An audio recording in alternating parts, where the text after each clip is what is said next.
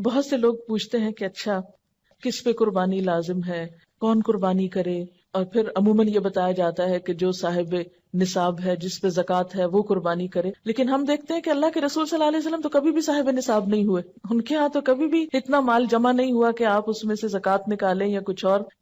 وہ تو جو آتا تھا دے ڈالتے تھے. اور یہاں تک حالت تھی تنگ دستی کی کہ حضرت عائشہ رضی اللہ تعالیٰ عنہا سے روایت ہے کہ جب سے آل محمد مدینہ میں آئے، یعنی آپ صلی اللہ علیہ وسلم کی فیملی جب سے مدینہ میں آئی، کبھی مسلسل 3 رات تک گندم کے آٹے کی روٹی سے سیر نہیں ہوئی، یہاں تک کہ آپ صلی اللہ علیہ وسلم وفات پا گئے. یعنی 3 دن بھی مسلسل روٹی نہیں پکی آپ کے گھر میں تھرو آؤٹ مدنی پیریڈ، پھر بھی آپ قربانیاں کرتے رہے. تو یہ قربانی پھر اصل میں کیا ہے؟ محبت کا اظہار ہے. اس کے لیے ضروری نہیں کہ آپ کے پاس اتنا سونا ہو یا اتنی چاندی ہو یا اتنا بزنس ہو یا اتنا بینک بیلنس ہو. بس آپ دیکھیں کر سکتے ہیں تو کر لیں.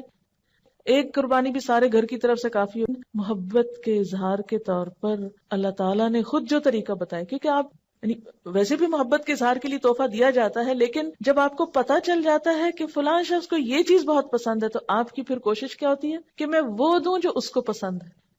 اس لیے جب یہ باتیں کی جاتی ہیں نا کہ غریبوں کو روپیہ دے دینا چاہیے اس دن، اور فلاں چیز دے دینی چاہیے، اس پیسے کو فلاں کام میں استعمال کر لینا چاہیے، فلاں سڑک بنوا لینی چاہیے، فلاں پل بنوا لینا چاہیے، سب باتیں اپنی جگہ ہیں.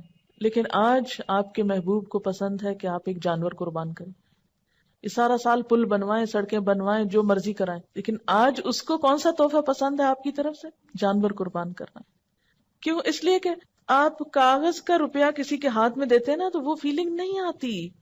جب آپ ایک اپنے پالے ہوئے جانور کے گلے پہ چھری پھیرتے ہیں، تو جن گھروں میں جانور پالا جاتا ہے نا، ان بچوں کو آپ دیکھیں، وہ قریب نہیں جاتے، اس کا گوشت نہیں کھاتے کہ ہمارا پیارا جانور جو ہے وہ قربان ہو گیا.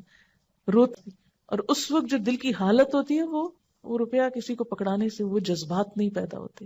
اور یہ یاد دہانی ہے مسلسل، یا اللہ آج اس جانور کے گلے پہ چھری پھیر رہا ہوں، کل آپ نے مجھے طلب کیا نا تو میں بھی حاضر ہوں، میں اپنی جان بھی دوں گا آپ کو. کیونکہ محبت میں تو پھر کوئی بھی چیز بچا کے نہیں رکھی جاتی نا. آپ صلی اللہ علیہ وسلم 10 سال مدینہ میں رہے اور ہر سال قربانی کی. اسی لیے آپ نے فرمایا، ابو داؤد کی روایت ہے، اے لوگو، بے شک ہر گھر والوں کے ذمے ہر سال قربانی ضروری. ان علی کل اہل بیت فی کل عام اضحیہ. اب یہ الگ بات ہے کہ اگر بالکل پیسے نہیں ہیں اور مطلب نہیں کرنے کے قابل ایک بھی، تو کوئی بات نہیں، کیونکہ بہت لوگ بہت ہی غریب ہوتے ہیں. قربانی دراصل محبت کے اظہار کی ایک علامت ہے، اور اس کے لیے بہت زیادہ فقہی مسئلوں میں پڑھنا، اس پہ جائز ہے اس پہ ناجائز ہے، یہ کرے یا نہ کرے، وہ کرے یا نہ کرے، بہت کچھ پوچھنے کی ضرورت نہیں. اپنے آپ کو ٹٹولیں، دیکھیں کیا دے سکتے ہیں کیا نہیں دے سکتے، اور کر لیں جو کر سکتے ہیں. نہیں کر سکتے تو آئندہ کے لیے اسی طرح کی کہ جس سے آپ کچھ کر سکیں. اور اگر کوئی وسعت کے باوجود قربانی نہ کر سکے تو اس کے بارے میں کیا فرمایا کہ جسے قربانی کرنے کی وسعت اور طاقت ہو اور وہ قربانی نہ کرے، وہ مسلمانوں کی عیدگاہ میں حاضر نہ ہو. اب یہ ہے کہ بعض حالات واقعی ایسے ہوتے ہیں کہ انسان نہیں کر سکتا، کوئی جان بوجھ کے نہیں ایسے کرتا، ہمت نہیں ہے. مثلا ایک شخص کی مہینے کی آمدنی 3,000 روپے ہے، وہ تو بچوں کا دودھ بھی نہیں پورا کر پا رہا، 2 وقت کی روٹی نصیب نہیں، وہ کہاں سے قربانی کرے چاہے اس کا دل کتنا بھی روتا ہو. ایسا شخص کیا کرے؟ ایسے لوگوں کو بھی اللہ نے ثواب سے محروم نہیں رکھا.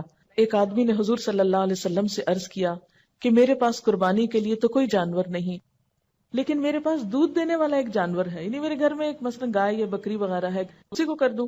تو آپ نے فرمایا نہیں، اس کو نہیں کرو، کیونکہ اسلام جو ہے نا ایک اعتدال والا دین ہے، دوسروں پہ ان کی وسعت سے بڑھ کے بوجھ نہیں ڈالتا. آپ نے فرمایا نہیں، بلکہ تو عید کی نماز کے بعد اپنے بال، ناخن اور مونچھیں کٹے، پوشیدہ بال مونڈ لے، بس اللہ تعالیٰ کے نزدیک یہی تیری پوری قربانی ہے.